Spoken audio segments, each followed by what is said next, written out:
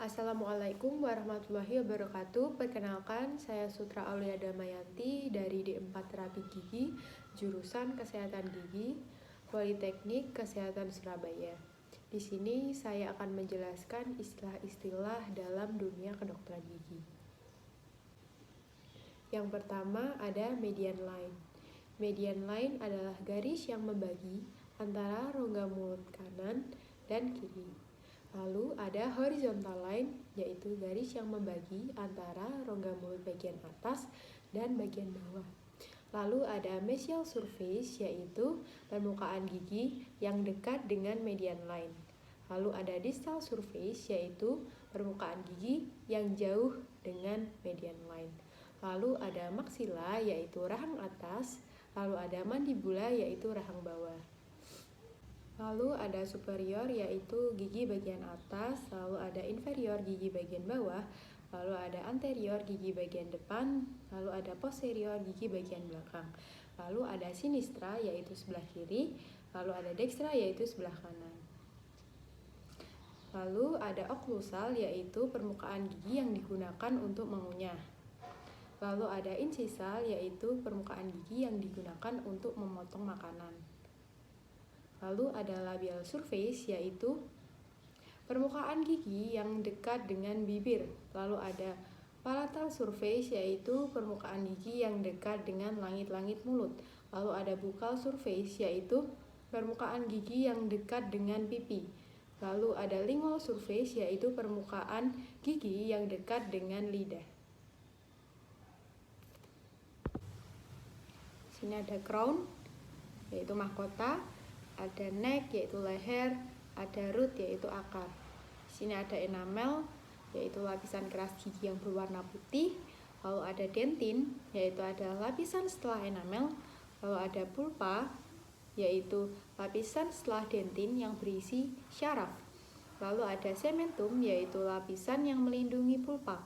Lalu ada DEJ, yaitu dentin enamel junction, yang berarti batas antara dentin dan enamel. Lalu ada gingiva, yaitu gusi. Lalu di sini ada CEJ atau cementum enamel junction, yang berarti yaitu batas antara cementum dan enamel. Lalu di sini ada foramen apikal. Di sini titik pertemuan akar. Terus di sini ada root canal, yaitu saluran akar yang berisikan pembuluh syaraf atau juga vena. Lalu di sini ada ligamen periodontal, yaitu jaringan ikat yang melekat pada rahang. Lalu ada makrodontia, yaitu biasa disebut juga dengan gigi kelinci. Ini adalah kondisi di mana ketika bentuk dan ukuran dua gigi depan rahang atas dan ukurannya lebih besar dan panjang dibandingkan dengan gigi lainnya. Lalu ada mikrodontia, yaitu kelainan pada gigi yang ukurannya jauh lebih kecil dari ujung gigi normal dan bentuknya mengerucut atau meruncing. Lalu ada hipersementosis, yaitu keadaan ketika gigi terjadi pembesaran di seluruh akar permukaan gigi. Lalu ada karies atau biasa disebut juga dengan black spot, yaitu terjadinya lubang pada gigi kita. Lalu ada kalkulus, yaitu terjadinya permukaan gigi kita yaitu terdapat karang. Lalu ada impaksi, yaitu kondisi ketika gigi kita gagal untuk tumbuh sepenuhnya atau menembus dari gigi. Lalu ada mesioden, yaitu terdapat gigi tambahan yang tumbuh di sekitar garis tengah gigi di antara kedua insisifus sentral. Lalu ada debris, yaitu sisa-sisa makanan yang terdapat pada celah-celah gigi. Lalu ada diskolorasi, yaitu terjadi perubahan warna pada gigi kita. Lalu ada diastema, yaitu terdapat celah gigi pada dua buah gigi dan biasanya bersebelahan dengan satu dan yang lainnya. Lalu ada bruxism, yaitu kebiasaan pada fungsi gigi, yaitu berupa menggerakkan gigi. Lalu ada maloklusi, yaitu kondisi ketika gigi dan rahang tidak dapat rapat saat menggigit. Lalu ada crowded atau crowding, yaitu gigi yang berjejal atau bertumpukan. Lalu ada anodontia, yaitu tidak adanya benih gigi di dalam rahang. Lalu ada flexion, yaitu keadaan ketika akar gigi bengkok yang kurang dari 90 derajat atau rotasi E. Lalu ada gingivitis, yaitu peradangan pada gusi yang diakibatkan oleh bakteri. Lalu ada bikuspidasi, yaitu pemisahan atau pembedahan akar gigi yang ganda mulai dari mahkota hingga bifurkasi. Lalu ada hemiseksi, yaitu terapi pembedahan yang bertujuan untuk membuang gigi yang telah terinfeksi dan mempertahankan gigi yang masih sehat. Lalu ada pulpitis, yaitu inflamasi yang terjadi pada jaringan pulpa. Lalu ada fusion, yaitu dua gigi yang bergabung menjadi satu di lapisan bagian pelindung gigi atau enamel. Lalu ada dilaserasi, yaitu kelainan bentuk pada gigi yang melengkung. Lalu ada plekmon, yaitu peradangan akut yang meluas dengan ditandai adanya nanah pada jaringan lunak di bawah gigi. Lalu ada periodontitis, yaitu infeksi gusi yang merusak gigi, jaringan lunak, dan tulang penyangga gigi. Lalu ada bifurkasi, yaitu titik pertemuan dari dua cabang akar. Lalu ada trifurkasi, yaitu titik pertemuan dari 3 cabang akar. Lalu ada singulum, yaitu permukaan yang cembung pada semua gigi anterior pada fascias palatinalis dan lingualis yang dekat dengan serviks. Lalu ada ridge, yaitu tonjolan kecil dan panjang pada suatu permukaan gigi yang dinamakan menurut letak dan bentuknya. Lalu ada tuberculum, yaitu tonjolan kecil yang pada beberapa bagian korona gigi yang dihasilkan dari pembentukan enamel yang berlebihan.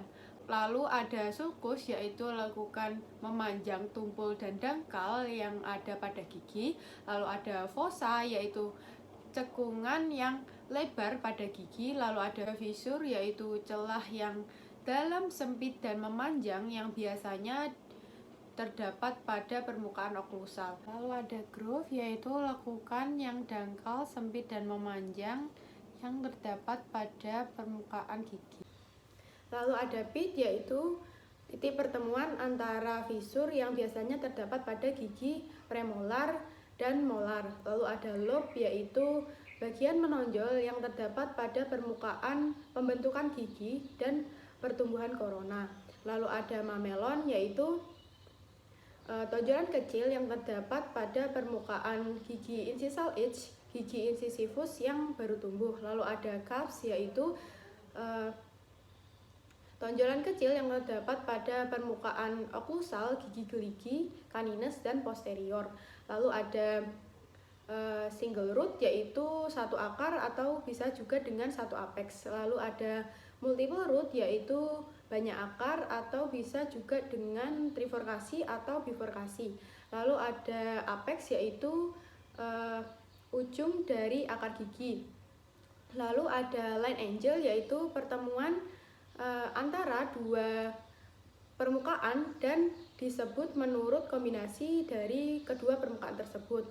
Lalu ada point angle, yaitu pertemuan antara 3 permukaan dan disebut menurut kombinasi dari ketiga permukaan tersebut. Lalu ada veneer, yaitu prosedur medis yang bertujuan untuk memperbaiki penampilan gigi seseorang dan dengan cara yaitu menempelkan veneer pada gigi bagian depan. Lalu ada bleaching, yaitu langkah untuk memutihkan gigi dengan suatu bahan kimia. Lalu ada odontektomi, yaitu pengangkatan atau pencabutan gigi dengan tindakan operasi gigi bungsu karena infeksi. Lalu ada bracket gigi atau behel gigi, yaitu suatu kasus untuk ortodontis atau berkaitan dengan perawatan rahang dan juga gigi. Lalu ada scaling, yaitu menghilangkan plak dan juga karang gigi yang biasanya mengerak pada gigi dan sulit untuk dibersihkan pada saat kita menggosok gigi. Lalu ada foto panoramik, yaitu proses foto ronsen yang biasanya memperlihatkan gambaran dan kondisi gigi kita beserta dengan jaringan lunak yang ada di sekitarnya secara meluas. Lalu ada foto periapikal, yaitu proses foto ronsen yang memperlihatkan gambaran infeksi pada kasus yang lebih tinggi.